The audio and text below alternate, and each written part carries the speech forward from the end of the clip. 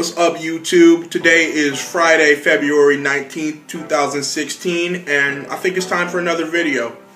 Okay, we're gonna dive right into this one. Kind of hottest topic for discussion right now is Kanye's new album, The Life of Pablo. This video is gonna be a little bit of a review and my thoughts on what Kanye West has recently come out and said and how his behavior has kind of been. Let's check it out. Okay, now first and foremost, about the record, I did enjoy the record. It's pretty good. Now the question is, did it live up to all the hype it was supposed to be? Really what I think is it's definitely a step up from Yeezus. I felt like Yeezus was way too out there. Like, and me, I'm a big fan of indie music. I'm a big fan of experimental stuff. But with Kanye, who's such a top tier artist and such at the forefront of just pop as a whole, not only hip hop but pop, I felt like he was just in space entertaining aliens. It just sounded too weird for my taste. I remember songs that I liked were, of course, Bound To, had that real classic Kanye sound with the little sample. New Slaves was cool with Frank Ocean, and then I guess the last song that was really alright off of Yeezus was Black Skinhead. Black Skinhead was cool, but with only 3 good songs, I really don't consider that a strong record, especially from an artist that we know and love such as Kanye. So when it comes down to the individual tracks on The Life of Pablo, first and foremost, track number 2, Father Stretch My Hands, part 1 with Cudi. It's a great song. Love the hook. Love what Cudi was able to do on it. Kanye, throughout this whole record, Kanye is really not showing his like extreme lyrical capabilities. In this same song, you know, he has that whole line about if I get bleach on my t-shirt, I'm gonna feel like an asshole. I don't know. I don't really know how to feel about that. Not that that's gross or anything, but it's just like, you know, come on, man. But let's segue back and talk about that opening track with Mary J and Chance the Rapper. Early on in a tweet, Kanye said that the new record was going to be a gospel album. Really, although Kanye made Jesus Walks and he has the whole God and religion imagery, I really can't take it seriously like that. And reason being is that, okay, you got this guy who does all this outrageous stuff and then he wants to, you know, take you to church. And no, I'm not going, not with his crazy ass.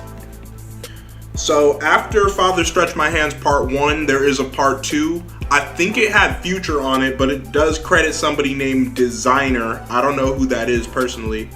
But after that, the next track, track number 4, Famous featuring Rihanna. I'm not even a Rihanna fan, and I really like the chemistry that these two had back and forth with each other. It's a good song. Definitely check it out. I will be tweeting it, so stay tuned for that if you haven't heard it already. After that, we have the song Feedback. Not a bad song. He was just talking a lot of shit. It's okay. Not one of my favorites. Now then there's Lowlights. Nothing personally against religion, but I really do feel like, why are you doing this to us, man? Like, he has this lady on there preaching and stuff. I'm like, just stop. I'm trying to listen to a hip-hop record. Save that shit for Sunday morning. Christ. We're going to skip to track number 9, which is I Love Kanye. This is just a freestyle where he was just talking about, it's kind of self-explanatory, really, to tell you the truth. But I really did enjoy this track. It kind of surprised me. Definitely check that one out. It's cool. Now, the next 4 songs have 4 different R&B singers, 3 of which that I'm a fan of. First one's with Chris Brown. I hate Chris Brown, so I didn't really listen to that song. Probably talk about that in the future video. Next song is with The Weeknd, huge fan. Next song with Ty Dolla $ign, who I loved his debut album, Free TC. And next song is with Frank Ocean. Where the fuck has he been? We don't know. Let's not even get into it this video. Now, FML featuring The Weeknd. Pretty good song. I like the hook. I like what The Weeknd comes on and kind of provides for the song. And then Real Friends featuring Ty Dolla. Nice song too. Like, I like the little beat. It's a very little pleasant melody. I like the kind of chemistry that they have back and forth. It's dope. But the one with Frank Ocean and Caroline Shaw, not too big on that one. Frank Ocean's verse kind of sounds like way too demo-ish. Although somebody should sample it. I feel like they could do a really good job sampling it. Producers, if you're listening to that track, see what you can do. So after those songs, you got the little interlude drop from Max B, which is cool. Never really been a Max B fan. I'm not too familiar with his music. But after that, you have 30 Hours featuring Andre 3000. I like 30 Hours. I feel like Andre 3000 deserved more of a presence on the track. He didn't spit a verse, and his voice really wasn't like forefronted enough. So yeah. After that though, No More Parties in LA featuring Kendrick, which is kind of like one of the first singles that dropped. I like it.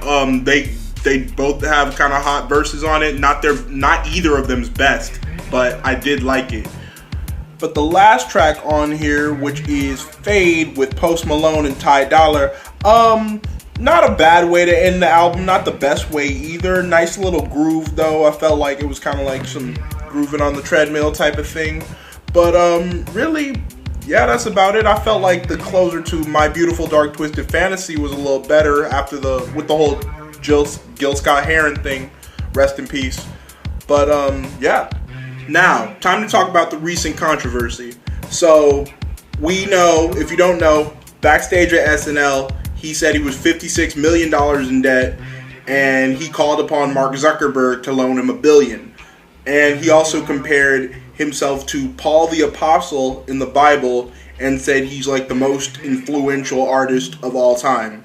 Kanye, pump your brakes, man. He's known for being out there, so ain't nothing new going on. But I'm like, come on, nigga, you're a hip-hop artist, bro. Stay in your lane. Like, stay in your lane. You're, like, one of the most influential artists of all time. Influential, yes, but, like, way too high right there. That's all I gotta say about that. But the question on everybody's mind is, does Kanye West suffer from a mental disorder? Now, there are symptoms of mental disorders where it's called like grandiose delusions, where you'll think you're super important, not just super important, but you'll think you're like a king or something, or the president, or you descend from royalty. I think he may have something like that, and he does say in this record often that he does take medication like Lexapro, which I know is used to treat manic depression, and he might be on other things. But really, Kanye's an out there dude, and he's gonna continue to be out there as long as he's in the spotlight. And that's it. Thank you guys for watching another one of my long ass videos. Please like, share, comment, subscribe. All the links to my social media will be below. Thank you for rocking with Palm, and see you next time. And I want to give a special shout out to my boy Fernando for hooking me up with the new logo graphics you see. Very good work.